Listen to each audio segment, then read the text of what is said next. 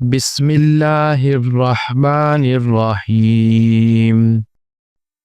رسول اللہ صلی اللہ علیہ وآلہ وسلم نے ایک شخص کو اپنا ایک خط دے کر بھیجا اور اسے یہ حکم دیا کہ اسے حاکم بحرین کے پاس لے جائے۔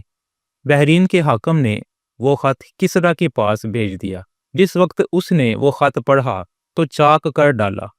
راوی کہتے ہیں اور میرا خیال ہے کہ ابن مسیب نے اس کے بعد مجھ سے کہا کہ اس واقعہ کو سن کر رسول اللہ صلی اللہ علیہ وآلہ وسلم نے اہل ایران کے لیے بد دعا کی کہ وہ بھی چاک شدہ خط کی طرح ٹکڑے ٹکڑے ہو جائیں۔ صحیح بخاری حدیث نمبر 64۔